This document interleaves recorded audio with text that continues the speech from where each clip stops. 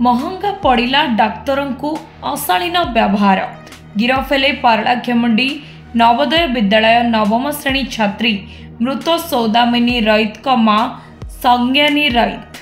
Doctor Rashmikant मिश्र पक्षर पारलाखेमुंडी थाना दि जाइथिबा एतला को भित्ति करी सुज्ञानी को गिरफ करी कोर्ट चालाण करिछि पुलिस। गजपति जिला पारलाखेमुंडी मुख्य चिकित्सालय रे गत 30 तारिख दिन एक अभावनीय घटना देखा मिलता। गत 2023 फेब्रुआरी 19 तारिख दिन पारलाखेमुंडी नवोदय विद्यालय नवम श्रेणी छात्री सौदामिनी रईत मृत्यु घटी जहां नहीं मां सुज्ञानी रईत विभिन्न समय धारणा देउतिले।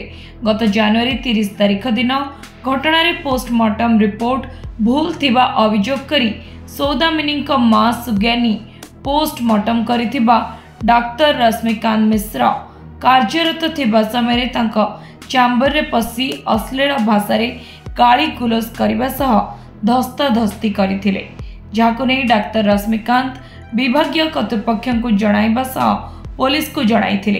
पुलिस घटनास्थल रे पहुंची तदंत आरंभ करथिला। डिस्ट्रिक्ट हेडक्वार्टर हॉस्पिटल रे जो घटना हेतिला जे कि डॉक्टर रश्मिकांत मिश्र रिपोर्ट पर गोटे केस हेतिला। अभियुक्ता लेडी सुज्ञानी बाबा ड्यूटी करता अवस्था देखिए माड़ापिटा करते जोतारे पिटापिटी करते वीडियो कर भाइराल भी करते से संक्रांत गोटे केस होता। आगुरी ना दुईटा केस पेंडिंग था जोटा कि कलेक्टर ऑफिस घेराव होता गोटे जीएनवी स्कूल भी झमेला होता से केस था। उपरोक्त बार बार 3टा केस बाध्य अरेस्ट करागला उपयुक्त पदक्षेप नहीं कोर्ट को सरल करा।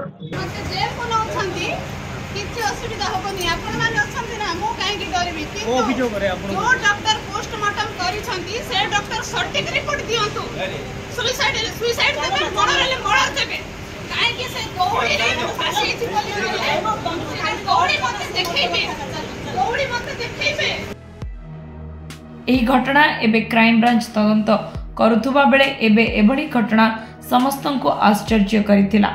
यह घटना डाक्तर रश्मिकांत मिश्र पक्षर पारलाखेमुंडी थाना रे एक एतला दि जाइथिला जहां भित्ति करी पारलाखेमुंडी पुलिस सुज्ञानी को गिरफ करी कोर्ट चालाण करिछि।